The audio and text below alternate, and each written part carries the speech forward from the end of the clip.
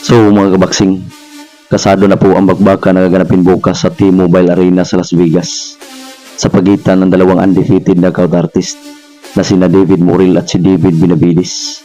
Sa weigh-in na naganap kanina mga kabaksing, may kapwa pasok ang dalawa sa light heavyweight kung saan pareho silang tumimbang ng 174.2 libras.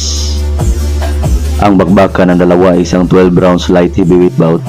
Ang mananalo sa kanila ay posibol na makakalaban ang mananalo din sa rematch sa pagitan ni Dimitri Bivol at ni Arthur Beterbiev.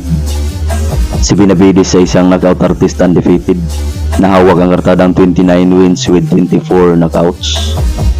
Samantalang si David Morrell ay hawak ang eksplosibong kartada na may 11 wins with 9 knockouts. Samantalang sa co-main event mga kabaksing ay magaganap ang matinding rematch sa pagitan ni former Unified Super Bantamweight Champion Stephen Fulton na may kartadang 22-8 win-loss record at may isang talo kontra sa WBC Inter Featherweight World Champion na si Brandon Figueroa na hawak ang kartadang 25 wins, 19 knockouts at may isang talo. Sa kanilang ginanap na weigh-in ay kapwa pasok ang dalawa sa featherweight division kung saan tumimbang si Fulton ng 126 libras samantalang si Figueroa ay 125.5. Matatandaan natin mga kabaksing na una na naglaban itong dalawa noong 2021 noong nasa super bantamweight pa sila nangangampanya kung saan tinalo ni Fulton si Figueroa via majority decision.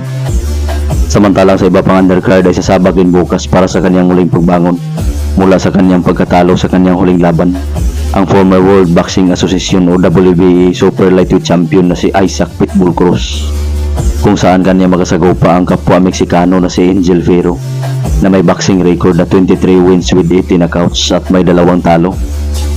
Sa kanilang weigh-in ay tumimbang ang former world champion na si Pitbull Cruz ng 138.9 libras samantalang si Angel Ferro ay 139.9. Ang kanilang bakbakan na isang 10 round super lightweight bout. Samantalang sa kabilang banda mga kabaksing ay mamaya na din po mamasabak sa Bangkok, Thailand ang ating pambato na si Ali Caniga kung saan kanyang haharapin ang kababayan ni Gennady Golovkin na si Ruslan Badaev para sa WBA Asia Welterweight title.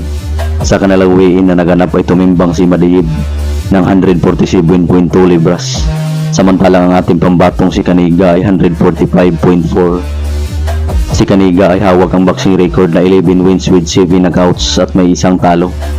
Samantalang ang kababayan ni Golovkin na si Ruslan Badaev ay may 16 wins with 6 knockouts at may 2 defeats. Ang kanilang bakbakan na isang 10 rounds welterweight bout for the WBA Asia title.